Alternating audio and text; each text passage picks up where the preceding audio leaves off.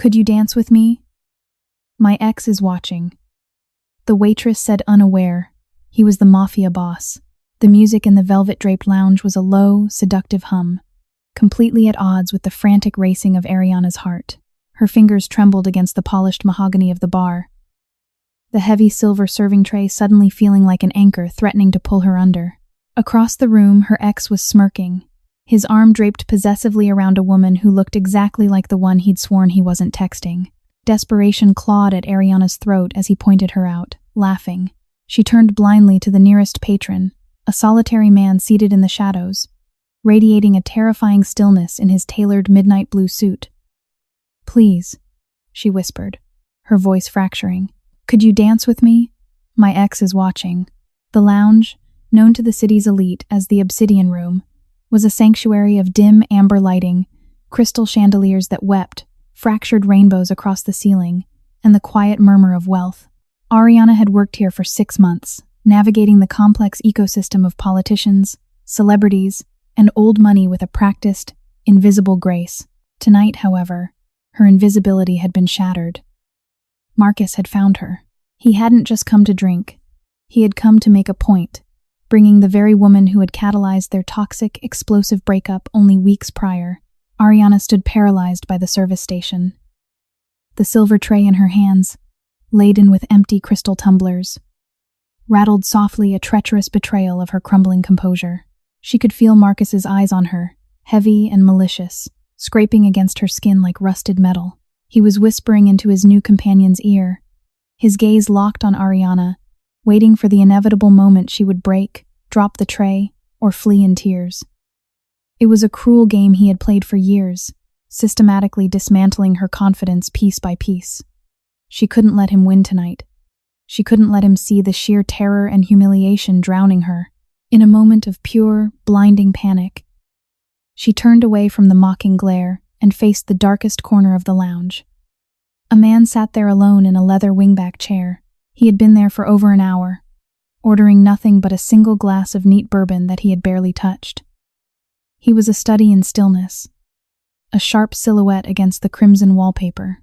His suit was a masterpiece of tailoring, midnight blue silk and wool that absorbed the dim light rather than reflecting it. He was not looking at his phone. He was not looking at the band. He was simply watching the room with a gaze so heavy and observant it felt physical. Please, she whispered, the word tearing from her throat before her rational mind could stop it. She stepped closer, abandoning her tray on the bar. Could you dance with me? My ex is watching. The man did not startle.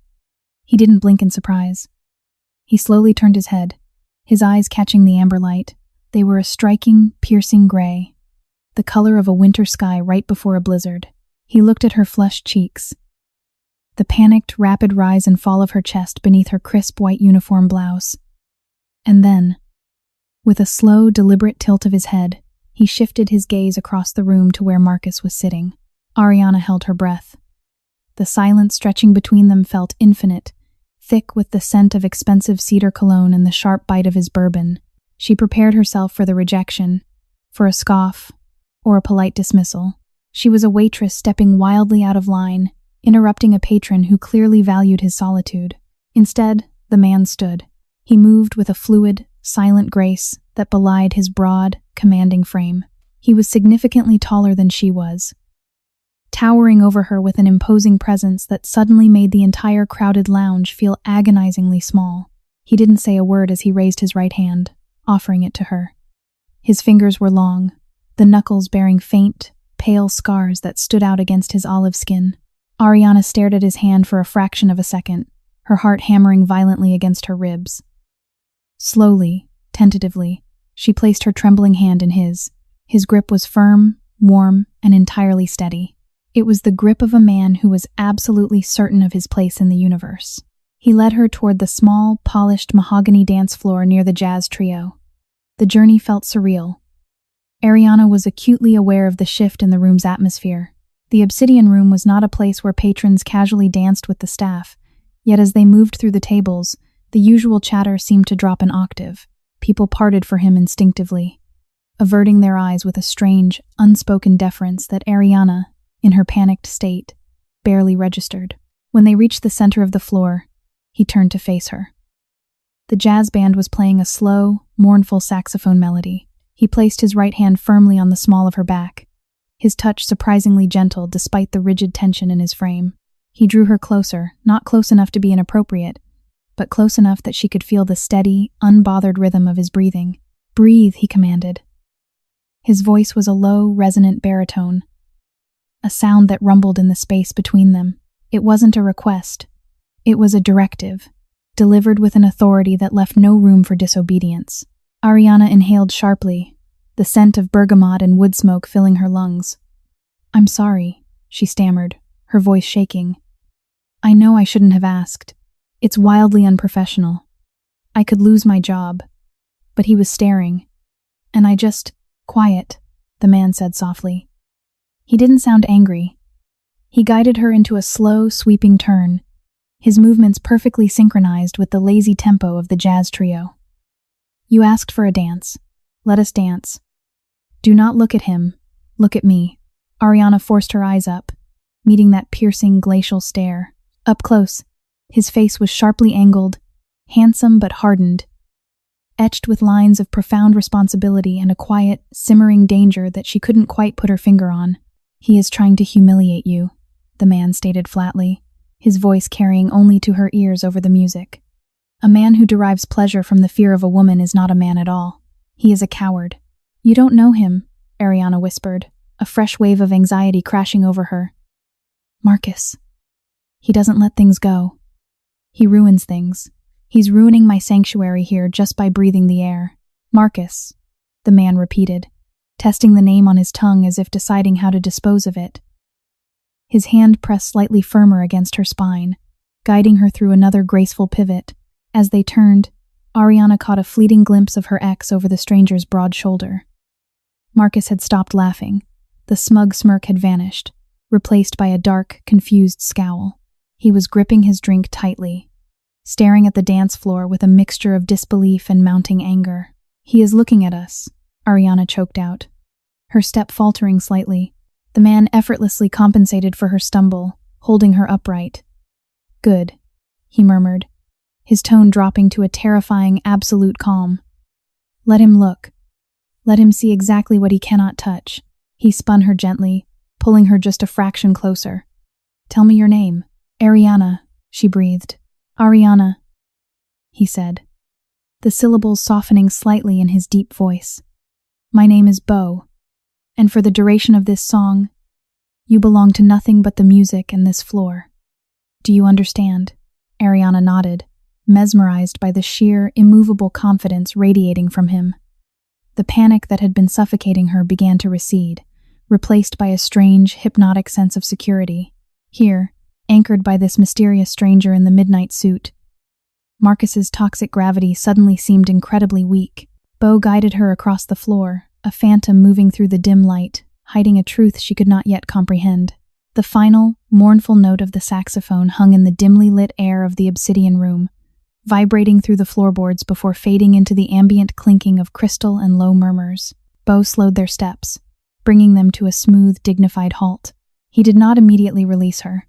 His hand lingered on the small of her back for one heavy heartbeat, a grounding anchor in the turbulent sea of her anxiety. "The song is over," Bo said quietly, his voice a low rumble. He stepped back, severing the physical connection, yet his intense, gray gaze remained locked onto hers. "Thank you," Ariana breathed, stepping back as well. Her hands felt empty, the warmth of his grip rapidly cooling in the air-conditioned lounge. "I can't express how much. I really am sorry for the imposition." "It was no imposition, Ariana," he replied, his face an unreadable mask of stoic calm. "Return to your duties. Walk with your head high. You have nothing to fear in this room." Ariana nodded, smoothing the front of her uniform apron with trembling hands. She turned to make her way back to the service bar, drawing a deep breath to steady herself. But the fragile piece she had found on the dance floor shattered instantly. Standing directly in her path, blocking the narrow walkway between two plush velvet booths, was Marcus. He had abandoned his date.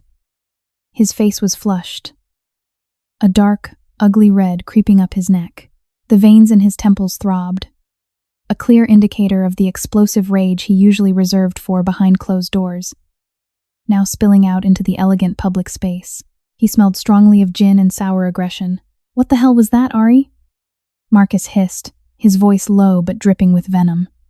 He took a threatening step forward, invading her personal space. "Trying to make me jealous? Grabbing some random suit to grind on right in front of me? You are pathetic. You're a joke." Ariana instinctively shrank back, her shoulders curling inward. The old conditioning kicked in the urge to apologize, to placate, to make herself as small as possible to weather the storm. "Marcus, please," she whispered frantically, glancing around to see if her manager was watching. "Leave me alone. I'm working." "You're working?" Marcus scoffed, his hand darting out to grab her wrist. His grip was painfully tight, his fingers digging into her fragile bones. "You're making a fool of yourself, and you're coming outside with me right now so we can—" Marcus never finished his sentence. A shadow fell over them. It was swift and entirely silent. Ariana didn't hear footsteps. She simply felt the sudden, massive drop in the ambient temperature. Suddenly, a large, deeply tanned hand reached out and clamped down over Marcus's wrist. The grip wasn't a warning. It was a vice. Marcus let out a sharp, breathless gasp of pain, his hand immediately releasing Ariana's wrist. He spun around, furious, ready to swing at whoever had touched him. It was Beau. Beau had not moved with frantic haste. He stood perfectly upright, his posture relaxed, his midnight blue suit unwrinkled. Yet the energy radiating from him was utterly lethal. He held Marcus's wrist with only one hand, applying a subtle, agonizing pressure that forced Marcus to sink slightly at the knees to avoid having his bones snapped. "The lady," Beau said, his voice softer and quieter than it had been on the dance floor, yet carrying a terrifying metallic edge, "asked you to leave her alone." Marcus sneered, though his eyes widened in sudden dawning panic as he looked up at the towering man holding him. "Who the hell are you? Let go of me, man." "This is none of your business. She is nothing to you," Beau interrupted. He didn't raise his voice. He didn't have to. The sheer, crushing weight of his presence seemed to suck the oxygen out of the space around them. Beau stepped 1 inch closer, leaning down slightly so his face was level with Marcus's. The glacial gray eyes were completely devoid of empathy, hollowed out and replaced with a dark, terrifying promise. "Listen to me very carefully," Beau whispered, a sound like gravel grinding under a heavy tire. "You are going to turn around. You are going to collect your companion. You are going to walk out the front door of this establishment. You will not look back. You will never set foot in this room again. And you will never speak this woman's name again. If you fail to follow these instructions with absolute precision, the consequences will be permanent. Nod if you understand." Marcus was trembling. The bravado had evaporated, replaced by a primal, animalistic fear. He wasn't looking at a rival. He was looking at an apex predator. The sheer certainty in Beau's voice made it abundantly clear that this wasn't an idle threat. It was a statement of fact. Marcus swallowed hard, a pathetic, choking sound, and gave a frantic, jerky nod. Beau released his wrist with a look of profound disgust, wiping his own hand on a pristine white linen napkin from a nearby empty table, as if Marcus had contaminated him. "Go." Marcus stumbled backward, rubbing his bruised wrist. He didn't look at Ariana.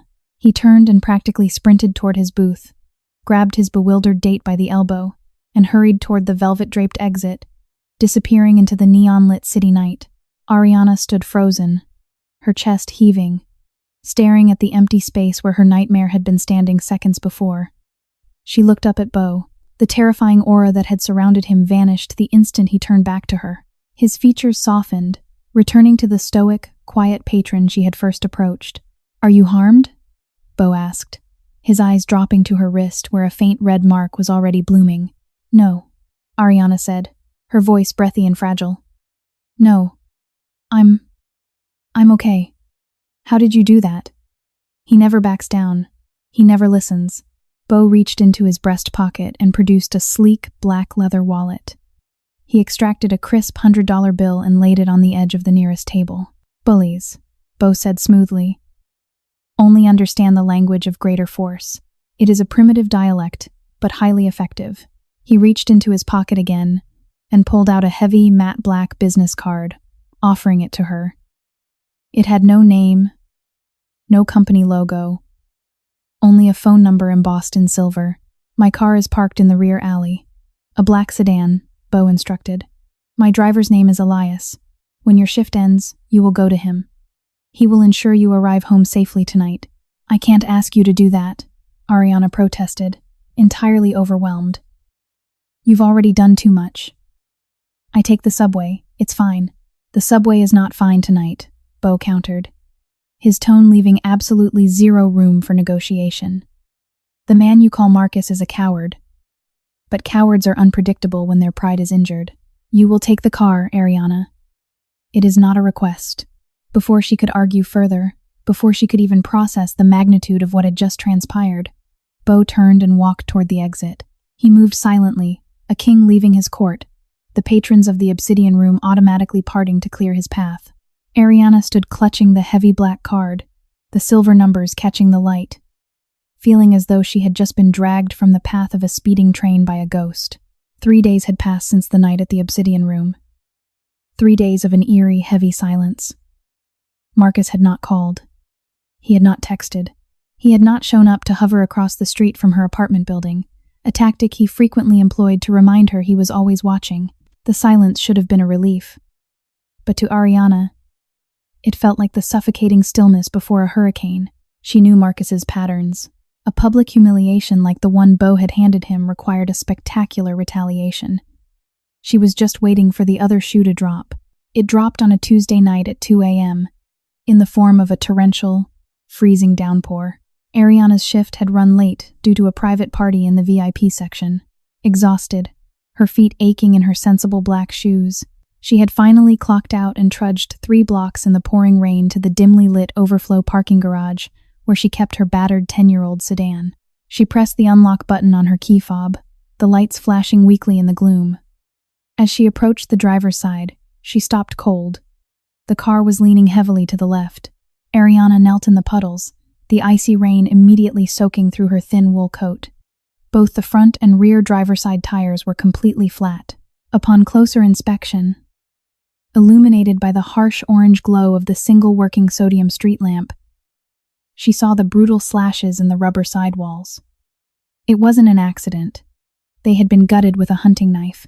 No, she whimpered, the sound swallowed by the drumming rain. No, no, no. Panic, cold and sharp, pierced her chest. She whipped her head around, scanning the concrete pillars and deep shadows of the parking garage. The structure was silent save for the rain echoing off the concrete. Was Marcus here? Was he watching her from the darkness? Enjoying her despair? She fumbled for her phone with numb, shaking fingers, intending to call the police. But the battery icon blinked an angry red, and the screen went black before she could even dial. She was alone, stranded in a deserted garage in the middle of the night, targeted by a man who was escalating his violence. Tears of absolute frustration and fear hot against her freezing skin, she leaned against the wet metal of her car, sliding down until she was sitting on the grimy concrete. She pulled her knees to her chest, shivering violently, trying to think of a plan. She couldn't walk home in this neighborhood at this hour. She couldn't stay here. 10 agonizing minutes passed. Then, the rhythmic sweep of headlights cut through the driving rain at the entrance of the garage. Ariana scrambled to her feet, pressing her back against her car, heart pounding in her throat. If it was Marcus, she had nowhere to run. A sleek, imposing black SUV rolled slowly up the ramp, its tires hissing on the wet concrete. It didn't drive past. It pulled up directly in front of her crippled sedan and shifted into park. The rear door opened. An umbrella, a massive, reinforced black canopy snapped open, shielding the figure stepping out. It was Bo. He was dressed in a dark charcoal overcoat, the collar turned up against the wind. Even in the bleak, washed-out light of the garage, his presence was staggering. He walked toward her, his steps measured and calm, holding the large umbrella aloft. As he drew near, he extended the umbrella to cover her, stepping into the freezing rain himself. "You are shaking," Bo noted, his voice a low, steady rumble over the storm. Ariana stared at him, bewildered, water dripping from her matted hair onto her face. How are you here? How did you know?" Bo did not answer the question. His slate-gray eyes swept over the slashed tires, his jaw tightening imperceptibly. A flicker of something dark and immensely dangerous flashed in his expression, gone as quickly as it appeared. "Elias," Bo called out, not raising his voice, yet projecting it perfectly. The driver's door of the SUV opened, and a broad-shouldered man with a closely cropped beard stepped out into the rain. He wore a dark suit similar to Bo's, but his posture was different, alert, coiled, purely tactical. Elias didn't say a word. He walked to the trunk of the SUV, opened it, and produced a heavy-duty hydraulic jack and an electric impact wrench. I can't pay for tow trucks and tires right now," Ariana stammered, her teeth chattering so violently she could barely form the words. "And I don't have a spare. Both of them are slashed. The tires will be replaced. Payment is not your concern," Bo said softly. He reached out, taking her gently by the elbow. "You are freezing, Ariana. Get in the car." "No, wait." She resisted weakly, pulling back. "Bo, please. You can't just keep appearing and fixing things. Who are you? Why are you doing this? I don't even know you." Bo paused, looking down at her. The rain battered the umbrella above them, creating a private, enclosed sanctuary of sound. He reached up, his large, warm hand gently brushing a wet strand of hair from her cheek. The touch was shockingly tender, a stark contrast to the violence of the slashed tires and the cold concrete. "I am someone who detests seeing beautiful things broken by careless men," Bo said quietly. "As for why, let us simply say that the night in the lounge, you asked for my protection. I am a man who takes his obligations seriously. Now, get in the warm car before you catch pneumonia." He guided her firmly but gently to the open rear door of the SUV. The interior was a cavern of warm, dry air smelling of rich leather and the same cedar cologne he wore. Ariana collapsed onto the plush seat, wrapping her arms around herself.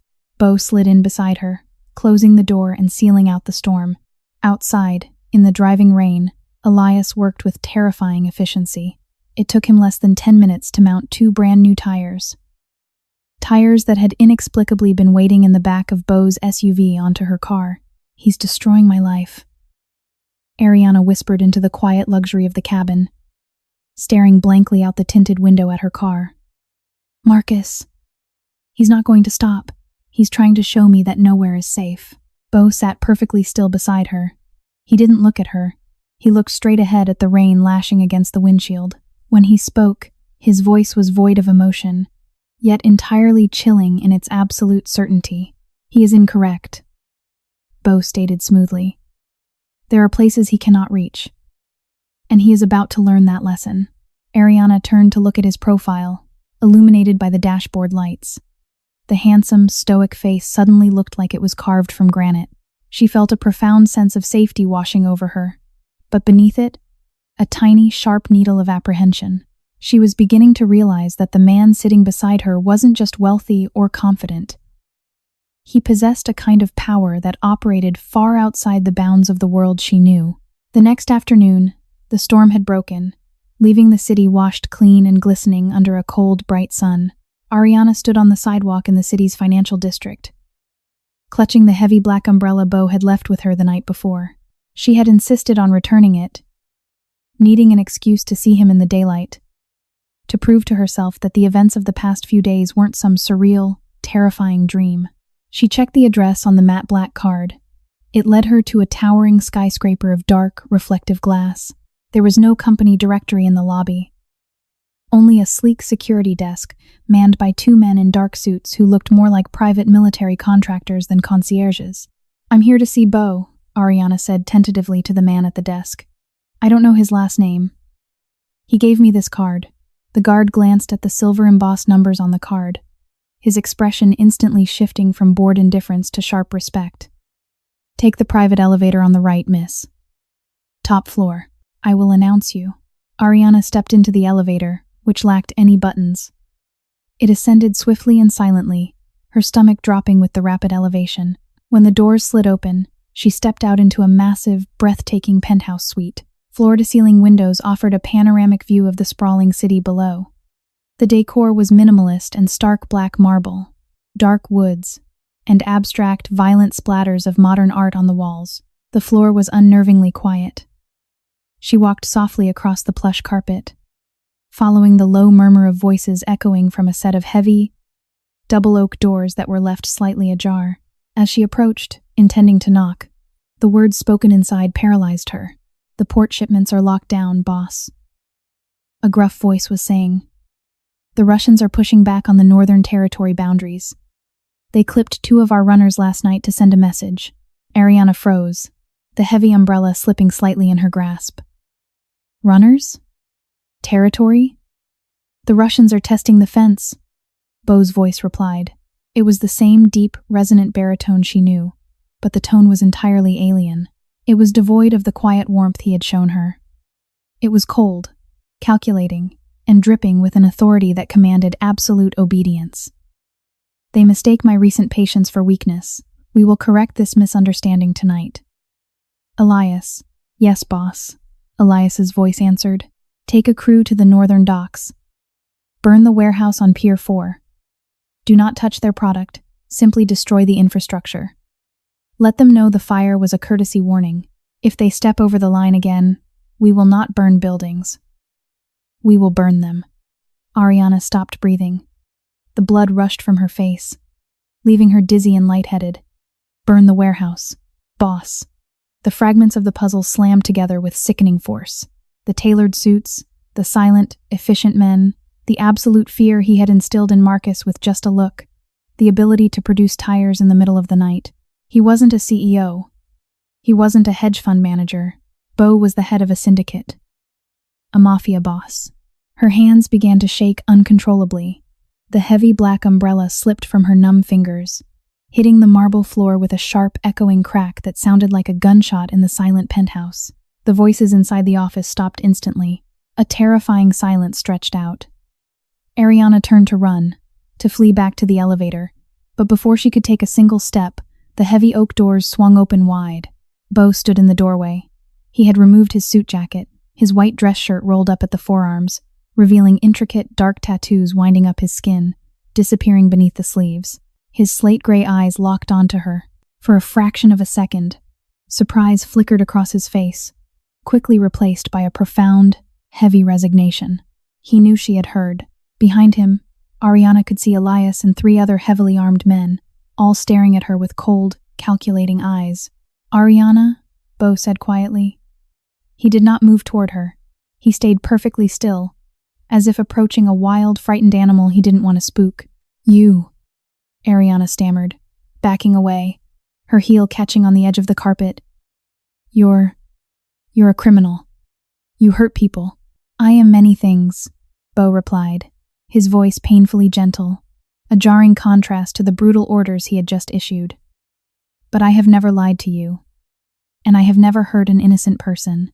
"You burn down buildings. You have a crew," she cried, tears of betrayal and terror springing to her eyes. "Who are you?" Beau finally took a slow step forward. He raised his hands, palms open, showing he was unarmed. "I am a man who inherited a very dark, very violent world," he said, his gaze never leaving hers.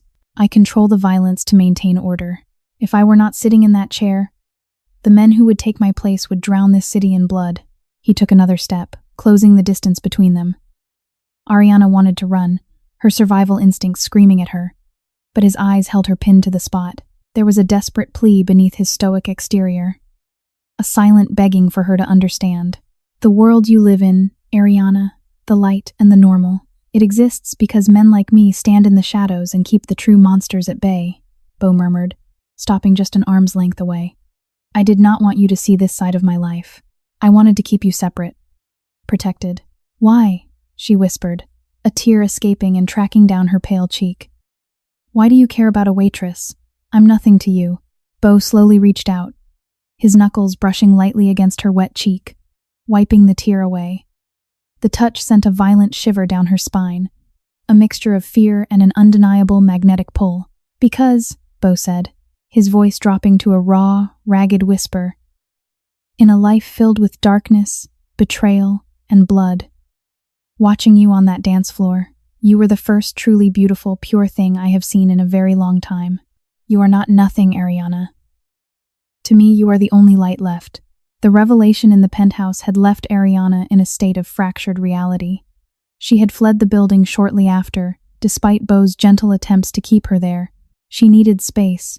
She needed to process the terrifying truth that her mysterious protector was a kingpin of the city's underworld. For 2 days, she moved through her shifts at the obsidian room like a ghost, jumping at every shadow, wondering if Beau's men were watching her, wondering if she was safer or in more danger knowing what she knew.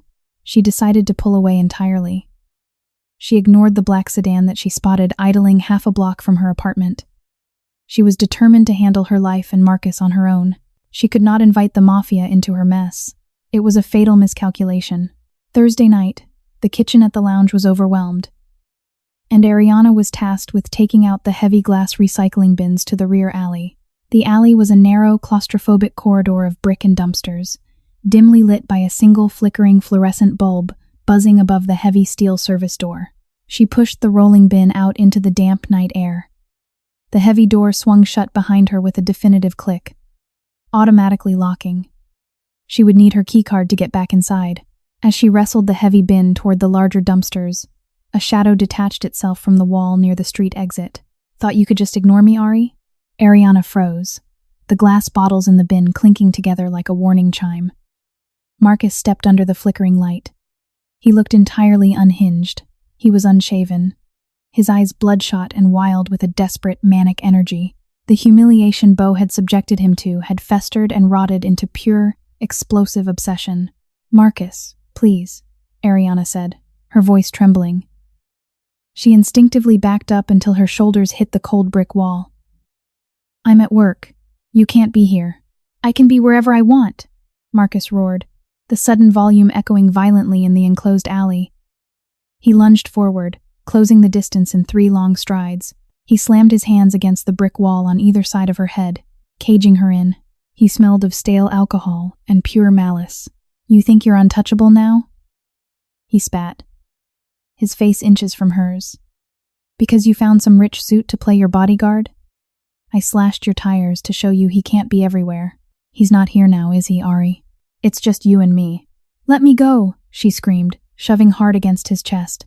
Marcus laughed, a harsh, ugly sound. He grabbed her by the lapels of her uniform coat, hauling her forcefully away from the wall and shaking her. "You are going to learn respect. You are going to apologize to me for humiliating me in front of—" The roar of an engine drowned out his words.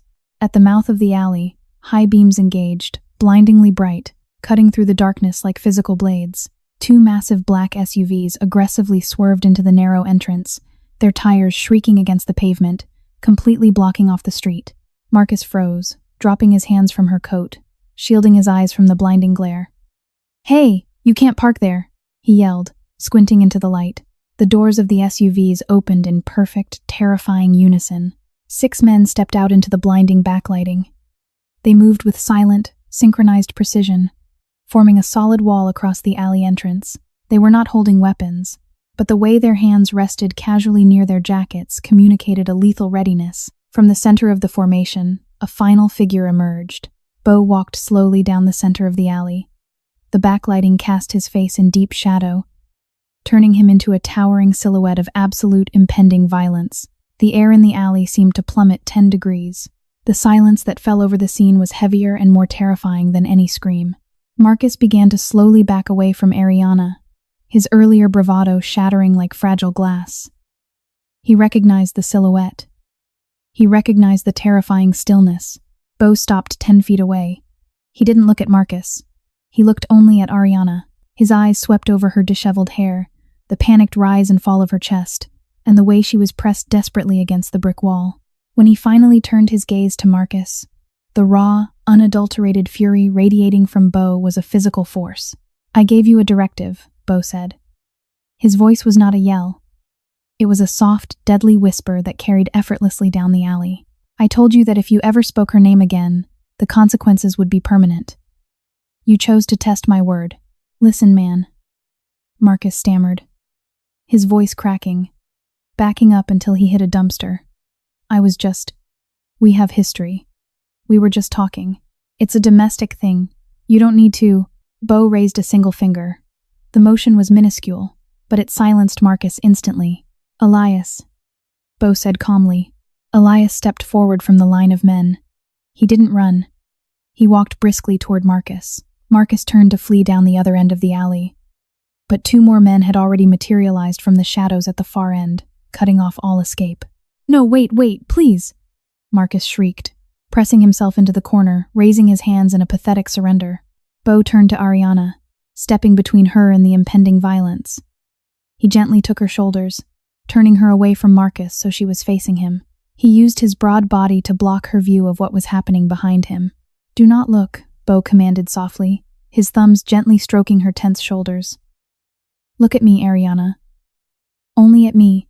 Behind Beau, she heard the sickening sound of flesh impacting brick, followed by a muffled, agonizing groan. She squeezed her eyes shut, burying her face against Beau's chest, clutching the lapels of his coat. He smelled of cedar and rain. He wrapped his arms tightly around her, a massive, impenetrable shield against the brutal world he ruled. "It is over," Beau murmured into her hair, holding her securely as Marcus was dragged silently into the back of one of the SUVs. "He will never, ever frighten you again. I promise you." The drive out of the city was a silent, surreal blur. Ariana sat in the passenger seat of Beau's personal car, a sleek, armored luxury sedan staring blankly as the dense neon jungle of the city gave way to winding, tree-lined roads. Beau drove with one hand casually on the steering wheel, the other resting near her. A silent, steadying presence. He hadn't asked if she wanted to come with him. He had simply stated that her apartment was compromised, and she was coming home with him. She hadn't fought him. The sheer exhaustion of terror had finally broken her resistance. They arrived at massive wrought iron gates that swung open silently at their approach. The driveway wound through acres of manicured, heavily wooded grounds before ending at a sprawling, modern stone estate. It was beautiful, architectural perfection, yet the subtle presence of security cameras and men walking the perimeter in the dark betrayed its true nature. It was a fortress. Beau led her inside. The interior was surprisingly warm vaulted ceilings, with exposed timber, massive stone fireplaces, and deep, comfortable furniture. It didn't feel like a mobster's lair. It felt like a sanctuary. "My housekeeper, Maria, has prepared the guest wing for you," Beau said softly, helping her out of her damp coat. "There are fresh clothes, a hot shower. No one will disturb you here. You are entirely safe." "Beau," Ariana started, her voice raspy, staring at the grand foyer. "What happened to Marcus? Where did they take him?" Beau paused, folding her coat over his arm. His slate-gray eyes were unreadable. "You do not need to carry the weight of that knowledge, Ariana. It is my burden. He is no longer a factor in your life." "Did you kill him?" The question slipped out, blunt and trembling. She had to know. She had to know if the man standing in front of her, the man who was currently looking at her with such profound gentleness, had just executed her ex-boyfriend. Beau looked down at her, a muscle feathering in his jaw. He let out a slow, heavy breath. "No. I am a violent man when my hand is forced, but I am not a butcher." Elias took him to a private airstrip. He is currently on a cargo plane to a very remote, very unpleasant working facility I own in Eastern Europe. He will labor there until he has repaid the cost of the tires he destroyed, and the cost of my patience. By the time he is released, he will know better than to return to this hemisphere. A strange, complex wave of emotion washed over Ariana. Relief that Marcus wasn't dead, intertwined with the chilling reality of Beau's absolute, godlike power to simply erase a human being from the map. "Come," Beau said gently. "You are exhausted." Later that night, unable to sleep, despite the sheer luxury of the massive bed, Ariana wandered out of the guest wing. She found Beau in the library, a sprawling room lined with thousands of books. He was sitting in a leather armchair by a roaring fire, a tumbler of amber liquid in his hand, staring thoughtfully into the flames. He wore dark slacks and a simple black t-shirt that stretched across his broad chest. Without the suit, he looked younger, more vulnerable. He looked up as she entered, silently gesturing to the empty chair across from him. She sat, pulling her knees to her chest, wrapped in a plush, oversized sweater Maria had provided. "I owe you my life, I think," Ariana whispered, watching the firelight dance across his scarred knuckles. "You owe me nothing," Beau replied immediately. "Protection is not a transaction. How did you become this?" she asked. The question bowled in the quiet night. A man who reads classic literature by the fire, but commands armies in the dark? Bo took a slow sip of his drink. He leaned back, closing his eyes for a moment. I was born into it. My father was the head of the family. When he was murdered, the crown fell to me. I was 22. I had a choice. Let the syndicate fracture into a bloody civil war that would destroy the city, or become the monster they feared more than each other. He opened his eyes, pinning her with a deeply sorrowful look. I chose the latter to maintain the peace, but the peace requires a toll. It stains the soul. And me? Ariana asked softly. Why bring me here? Why let me see behind the curtain? Bo leaned forward, resting his elbows on his knees, his gaze intensely focused on her face.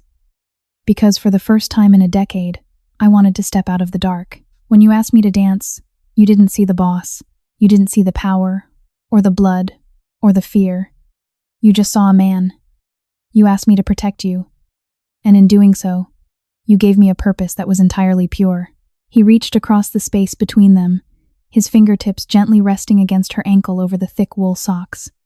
The touch was an electric current.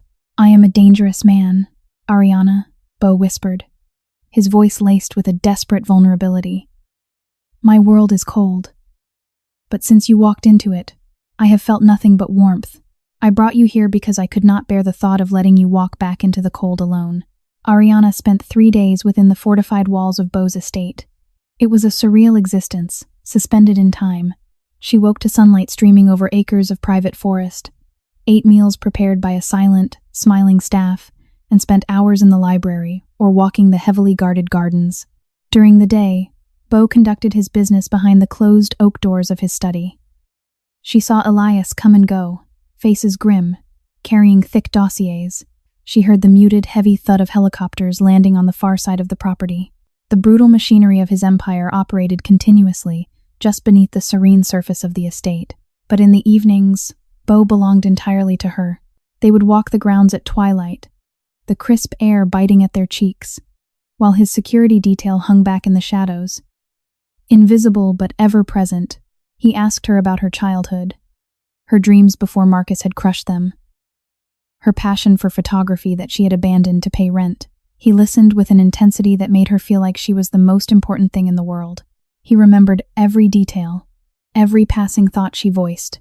In return, he offered her fragments of his own heavily guarded soul. He spoke of the isolation of leadership, the burden of ordering violence to prevent greater violence, and the hollow echo of a life lived entirely on guard.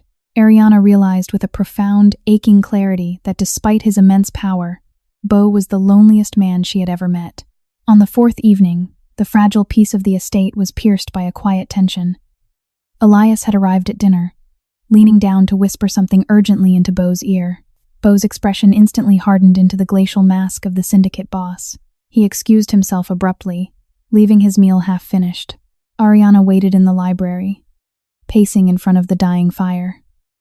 Hours passed. When Bo finally entered, it was past midnight. He looked utterly exhausted. His shirt collar was undone, his tie loose. There was a faint smear of something dark on the cuff of his white sleeve. He walked over to the antique globe in the corner, pouring himself a heavy measure of bourbon. Is everything all right? Ariana asked softly, stepping toward him. Bo gripped the crystal glass tightly, keeping his back to her. A rival faction attempted a hostile takeover of a supply line tonight, he said, his voice flat and devoid of emotion. It was dealt with. Ariana stopped. She looked at the dark smear on his cuff. Blood. The stark reality of who he was crashed over her once again, breaking the idyllic fantasy they had built over the last 3 days. You hurt people tonight, she whispered. Bo finally turned to face her. His eyes were hollow, haunted by the violence he had orchestrated. I eliminated men who were attempting to flood the streets of this city with a poison that kills children, Ariana. I ordered their deaths. I am not a good man. I have never claimed to be. He set the glass down heavily, the crystal ringing against the wood. He ran a hand through his dark hair, the stoic facade finally cracking, revealing the desperate, exhausted man underneath. This is my reality, Bo said, his voice raw. This blood. This constant war in the shadows. I tried to keep it away from you here, but I cannot hide what I am. If you stay with me, you stay with this." Ariana stared at him, her heart tearing in two different directions. Her moral compass, the quiet, safe life she had always craved, screamed at her to run. He was a criminal, a killer, but as she looked at him standing there in his fortified castle, drowning in his own power, waiting for her to judge him and walk away, she didn't feel fear. She felt an overwhelming, fierce surge of empathy. She took a slow, deliberate step toward him. Then another. She didn't stop until she was standing directly in front of him. She reached out, taking his large, scarred hand in hers. She looked down at the blood on his cuff, and then slowly brought his hand up, pressing his palm against her cheek. Beau closed his eyes at the contact, a shudder ripping through his massive frame as if her touch were the only thing keeping him tethered to the earth. "I see the dark, Beau," Ariana whispered, her voice steady and resolute. "I see it. But I also see the man who stood between me and my nightmare. I see the man who treats me with more gentleness than I have ever known." She tilted his face down until his eyes opened, meeting hers. "Marcus was a normal man, and he destroyed me from the inside out," she said fiercely. You rule the shadows, but you have only ever brought me light. I am not running." Beau stared at her, utterly paralyzed by her words. The cold, calculating Mafia boss vanished entirely, leaving only a man who had just been handed salvation by an angel. With a breathless, desperate sound, he wrapped his arms around her waist, pulling her flush against his chest. Burying his face in the crook of her neck, he held her as if she were the very breath in his lungs. Ariana wrapped her arms around his broad shoulders, anchoring him, accepting the dangerous, beautiful truth of the man she had chosen. A week later, the city was alive with the frenetic energy of a Friday night. The obsidian room was packed to capacity. A glittering sea of diamonds, silk, and whispered secrets. The jazz trio was playing an upbeat, swinging tempo, the brassy notes cutting through the ambient hum of the elite clientele. The velvet ropes at the entrance parted, and the murmur of conversation near the door suddenly hushed, a ripple of quiet awe spreading through the room. Beau stepped into the lounge. He wore a masterfully tailored tuxedo, a stark contrast to his usual midnight suits. He looked lethal, regal, and utterly untouchable. But the hushed whispers weren't just for him. They were for the woman on his arm. Ariana walked beside him, her head held high. She was wearing a floor-length gown of deep, liquid emerald silk that hugged her curves and flowed like water when she moved. Her hair was swept up in an elegant style, diamonds glittering at her throat, a gift Beau had quietly clasped around her neck before they left the estate. She was radiant, exuding a quiet, profound confidence that made her unrecognizable from the terrified, trembling waitress who had begged for a dance just weeks prior. She felt the eyes of the room on her. She saw her former manager standing by the service bar, his jaw slightly slack with shock. She saw the wealthy patrons who used to snap their fingers at her now, respectfully averting their gazes as Beau guided her through the tables. She was no longer invisible. She was protected. She was cherished. She was the queen to the city's dark king. Beau led her directly to the most exclusive booth in the center of the room, the table perpetually reserved for the highest echelons of power. As he pulled her chair out for her, he leaned down, his lips brushing against her ear. "Are you uncomfortable?" he murmured, his protective instinct instantly flaring at the attention she was receiving. "We can leave. The city is ours. We can go anywhere." Ariana smiled, a genuine, brilliant expression that reached her eyes. She reached up, gently touching his jaw. "I'm exactly where I want to be." As they sat, a waitress approached a young girl, looking nervous and overwhelmed by the heavy silver tray she carried. Ariana caught the girl's eye, offering a warm, reassuring smile. The girl relaxed slightly, setting down a bottle of vintage champagne and 2 crystal flutes before quickly retreating. Beau poured the champagne, handing her a glass. "To the night you saved my life," he toasted softly, his gray eyes locked onto hers with burning intensity. Ariana laughed lightly, the sound like music. "I think you have that backwards, Beau. You saved me." "No," Beau said firmly, reaching across the table to cover her hand with his. "I protected you from a coward. You pulled me out of the dark. You gave me a reason to build a life worth protecting." The jazz band smoothly transitioned into a slow, mournful saxophone melody. It was the exact same song that had been playing the night Marcus had cornered her. The night everything changed. Beau heard it. A slow, devastatingly handsome smile spread across his face. He stood up, stepping around the table, and extended his right hand to her. The pale scars on his knuckles caught the amber light of the chandelier. "Could you dance with me?" Beau asked. His voice a low, intimate rumble meant only for her. Ariana looked at his outstretched hand. She thought of the empire of shadows he ruled, the violence he commanded, and the absolute, unshakable safety she felt in his arms. She had walked into the darkness with her eyes wide open, and she had found the one man who would burn the world down to keep her warm. She placed her hand in his, always. He led her to the center of the mahogany floor. The room watched in silent reverence as the most powerful, dangerous man in the city pulled the former waitress into his arms. He pressed his hand firmly against the small of her back, drawing her close. There was no fear tonight. There was no desperate plea for protection. There was only the steady, powerful rhythm of his heart against hers as they moved together, perfectly in sync, dominating the very room that had once been her prison. True strength isn't always found in invulnerability. Sometimes, it is discovered in the courage to let someone see your deepest scars, and the grace to love them not in spite of their shadows, but because of the light they fight to keep alive. Ariana and Beau found sanctuary in the most unlikely of places within each other's hidden worlds. If this story of unexpected protection, hidden identities, and transformative love kept you on the edge of your seat, please hit that like button. Share this cinematic tale with a friend who loves a dramatic, slow-burn romance.